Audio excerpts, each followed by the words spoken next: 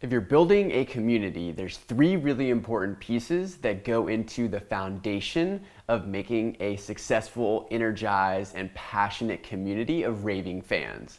In today's video, we're going to talk about those three ingredients that you need in your community. Hey, what's up? I'm Zach. I'm the founder of Sticky, the world's first and only sticker marketing agency that helps businesses build a community of raving fans using stickers. If you're interested in using stickers in your overall marketing strategy, definitely subscribe, hit that bell button because stickers are more complex and more valuable than you might think. If you're thinking about, or maybe are already building a community, there's three important pieces that I've learned after building a community for the last 6 years with thousands of people, probably even tens of thousands of people across the world. So I've learned these three things that are really important. Now, they're not all fully necessary, and actually for Live a Great Story, I've missed one of these pieces, so you don't need all of them, but if you're starting from scratch, I highly suggest focusing on all three to make a really solid and impactful community that's gonna make an impact in the world. The first thing, and maybe one of the most important things about a community, is the shape of the community. Most people think that they have an Instagram and people follow it and they have a lot of followers. That's not a community. A community is not a triangle with someone at the top or one thing at the top. A community is a circle where everybody is communicating and talking to each other and they're connected. So building a triangular community won't work. You really need a circular community where members of the community are able to engage, meet each other, share stories, connect, collaborate on ideas. And it's a non-hierarchical community because that way everybody feels energized, everybody feels connected, and everybody has access to all the other areas of the community. And this is really important because in getting stuck at the top, or maybe you think that people are at the bottom and that there's layers of it, it doesn't quite work because it makes this a competitive energy, and you really want a flat, very non-hierarchical, totally connected community where everybody feels that they have ownership, they feel that they have connection, they feel that they're a part of it. So in thinking about building your community, you really want to start not as a triangle, but as a circle. And you can do that by maybe a Facebook group or a Mighty network or a Slack channel, things like that, where people can get connected to each other and not just you. I highly also suggest Zoom calls where you're connecting and talking to people and members are connecting and sharing stories, because this is a really powerful way to build connections within your community. And this has a huge impact on word of mouth because people are excited, they come hang out, they're talking about it, they're meeting people, they're connecting with like-minded people, and that energy tends to spread. So focusing on a circular community and not a triangle is definitely one of the most important parts of building your community.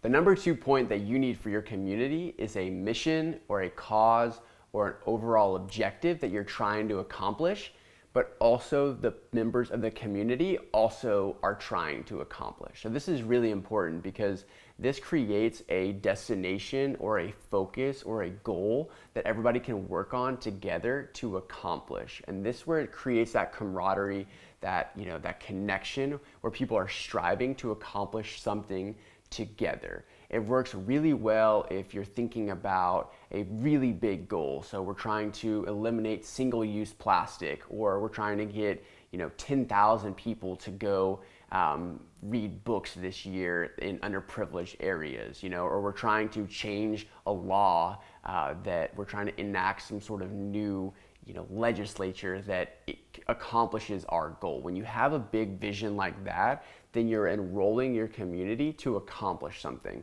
So if you have a really focused goal as a group, that's important.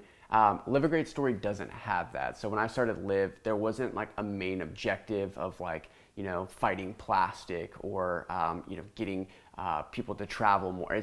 There wasn't that objective, but where we substituted that is an individual objective of living a great story. So instead of having one overarching goal where everybody could accomplish this one thing, everybody's on this focus of working on their own goal, which is kind of a secondary. I don't think it's as valuable or as impactful because it doesn't enroll everybody in the same focus, but it does it on an individual level. But regardless, you really want a mission or a statement or a goal that you're trying to accomplish through your community so that people can clearly articulate and identify with what that is, whether it's a big goal for everybody or a small goal for themselves. And this is where stickers really play a big role in that, because it reminds people of that objective all the time. So they're seeing it over and over and over again.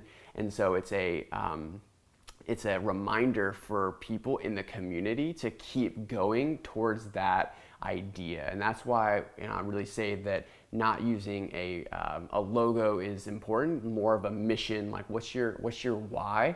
Because if you have that why and people are identifying with it and they're trying to strive towards that and accomplish that, that's a huge part of a successful community.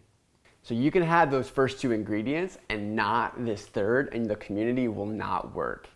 That third one is consistent action. You really need to stick to a cadence of publishing, of conversations, of any sort of newsletter or content. You really need that consistent cadence in your community to keep building that momentum, because you start your community, it's going to start off slow. It's going to be one person at a time. But every time you show up on time, consistently, every week, every day, once a month, whatever that is, it builds that relationship and that trust with your community on which everything else can be built on top of. So highly, highly, highly suggest figuring out your cadence for what you're publishing, what you're doing, what you're hosting, what your release schedule is, and stick to it. Start slow. Don't try to stack everything too fast and go full speed. You can always add more, but you'd never want to subtract. So start with something simple, but make it consistent every week, same time, same place, same situation. So after years of trying to figure out how to build a community through Live a Great Story, I realized that those are the three really important ingredients when you're thinking about starting a community or building a community. And if you can nail all three of them, it's going to be a great community. You don't necessarily need to have all of them, specifically that overarching mission, but definitely suggest an individual mission in replacement of that.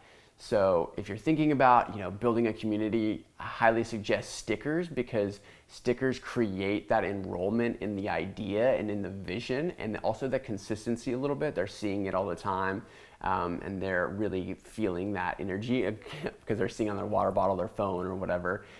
So definitely use stickers to kind of accelerate this process. But those are the three ingredients that you for sure need if you're starting a community.